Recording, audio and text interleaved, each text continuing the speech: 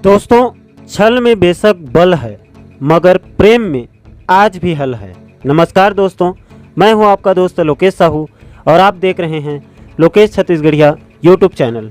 दोस्तों, छत्तीसगढ़ शिक्षक भर्ती अपने अंतिम पड़ाव पर है, लेकिन दो कोर्ट केस ने बेरोजगारों के दौड़ती हुई अरमानों पर मानो ब्रेक सा लगा दिया है। पहला केस स्थानीय भर्ती कोर्ट केस है, जिसकी कल 23 सितंबर को सुनवाई होने वाली है। इसके ऊपर मैं सुबह एक वीडियो बनाकर पूरी स्थिति को साफ कर चुका हूं। आप लोगों ने अगर इस वीडियो को नहीं देखे हैं तो एक बार ज़रूर देखें।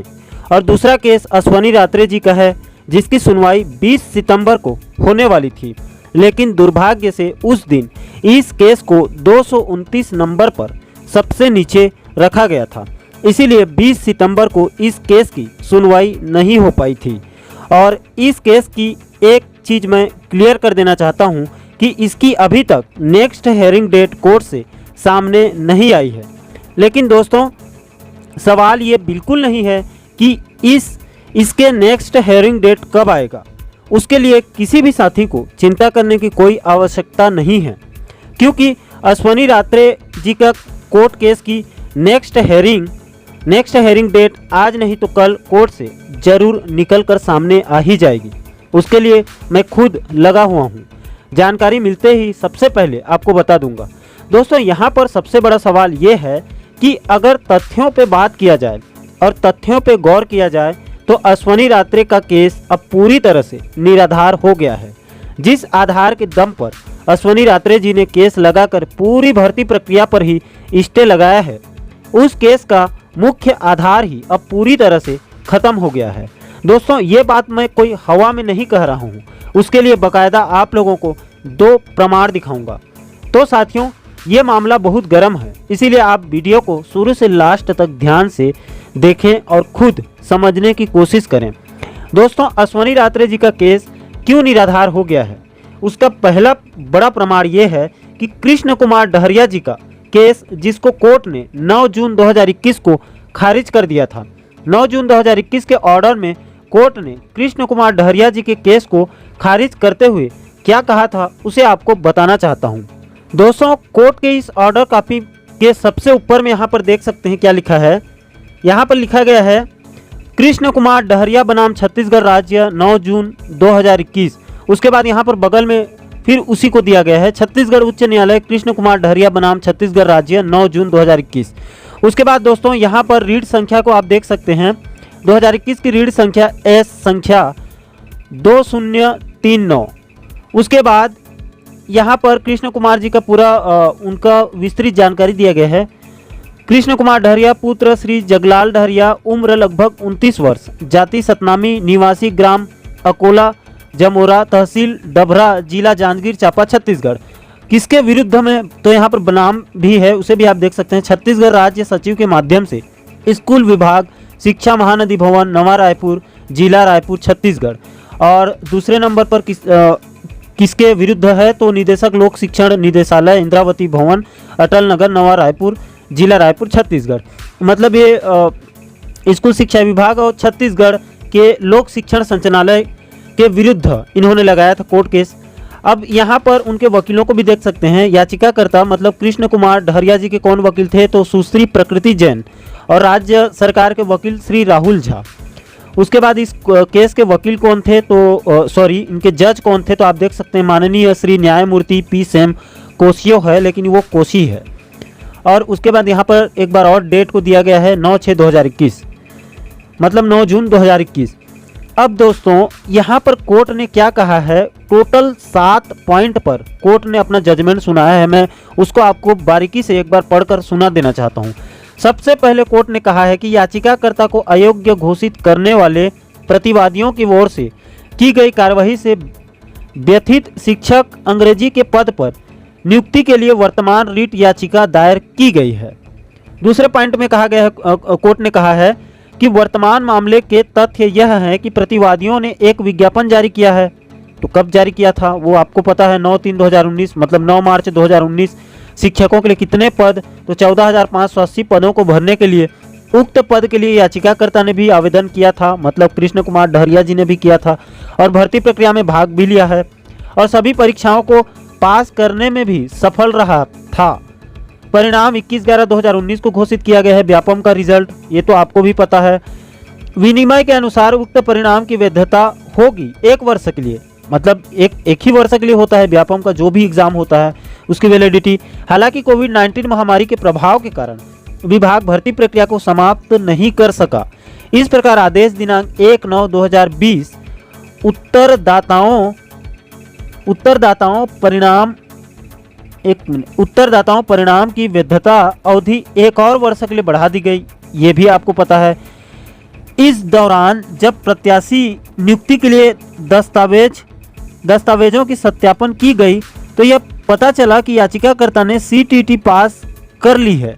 केवल 27/12/2019 को परीक्षा परिणाम जारी हुआ है और इसीलिए उत्तरदाताओं ने याचिकाकर्ता को अयोग्य घोषित कर दिया है। जैसा कि परिणाम के तारीख याचिकाकर्ता के पास आवश्यक CTT योग्यता नहीं थी, यही इसका मुख्य पॉइंट है। मतलब 27/12/2019 को CTT का रिजल्ट जारी हुआ है और व्यापम का जो रिजल्ट है वो पहले जारी हो गया है, 1 महीना पहले।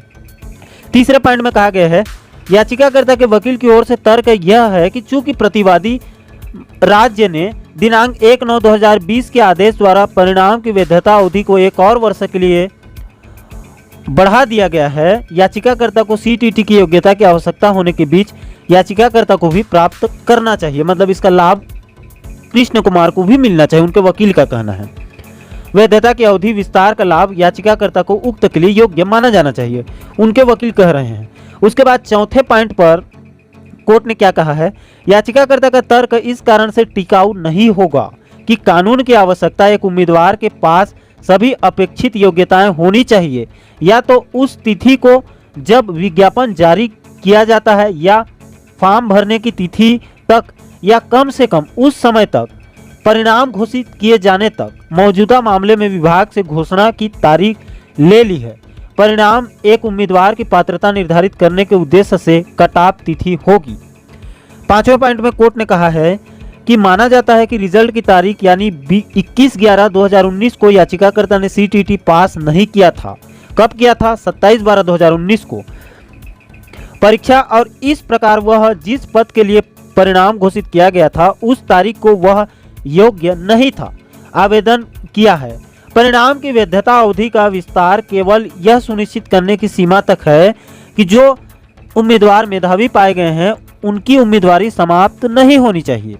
स्वचालित रूप से समय के प्रभाव से जहां विनियमों के तहत वैधता केवल एक ही अवधि के लिए है, मतलब 1 वर्ष के लिए। उसके बाद 6ठे पॉइंट में कोर्ट ने कहा है कि उक्त तथ्यों को ध्यान में रखते हुए सरकार ने आदेश 19/2/2020 मतलब 19 फरवरी 2020 की परिणाम की वैधता अवधि बढ़ा दी 1 वर्ष के लिए। आपको भी पता है, ताकि प्रतिवादी राज्य आगे की कार्यवाही के साथ आगे बढ़े। भर्ती और उसी का निष्कर्ष है।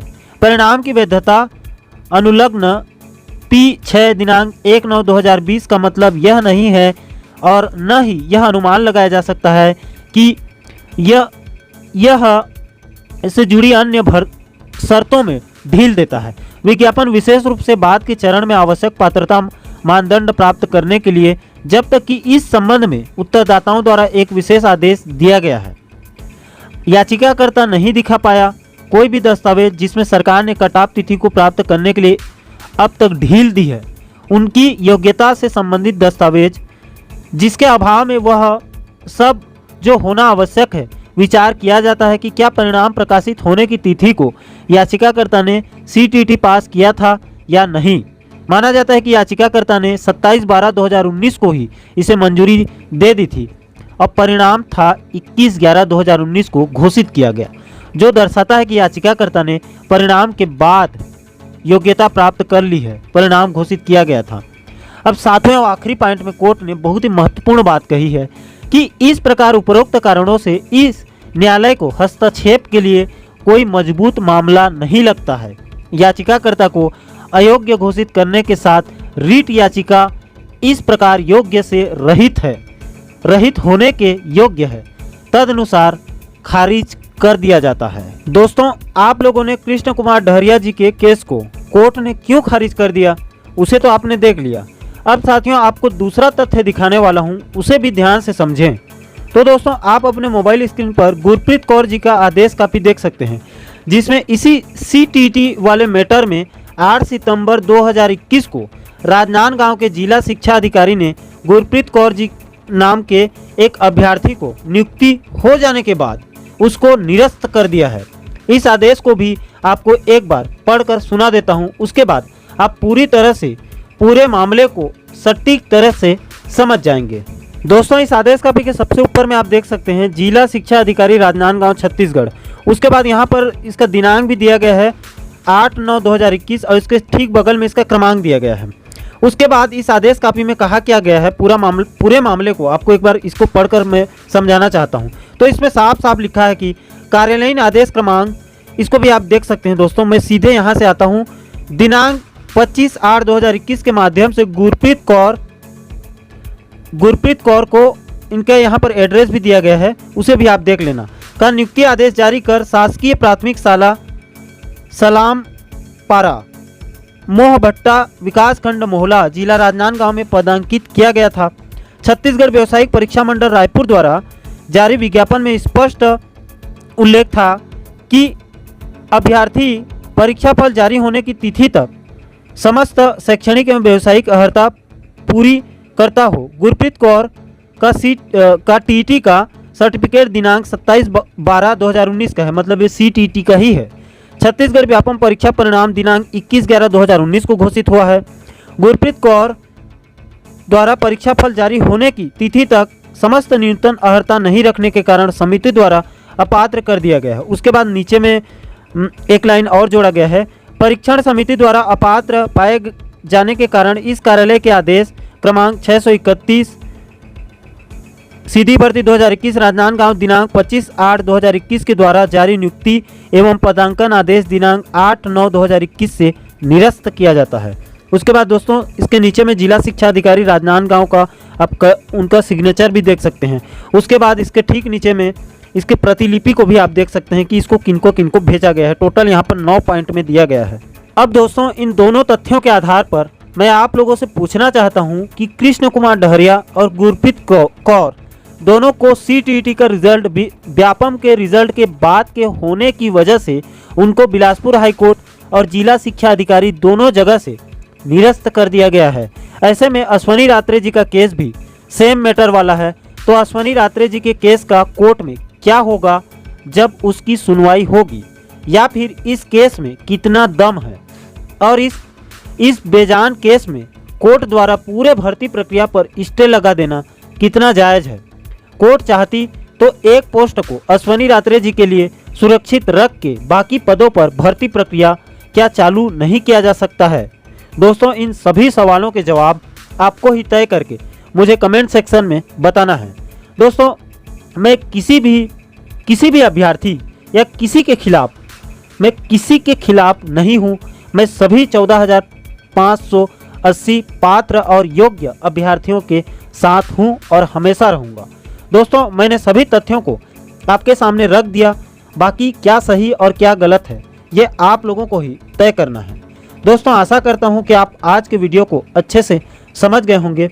साथियों, इस वीडियो संदेश को सभी ग्रुप में ज़्यादा से ज़्यादा शेयर जरूर करें, ताकि जो युवा उम्मीद खो चुके हैं उन लोगों में फिर से ऊर्जा का संचार हो और वो अपने लक्ष्य की ओर मजबूती से आगे बढ़ सकें।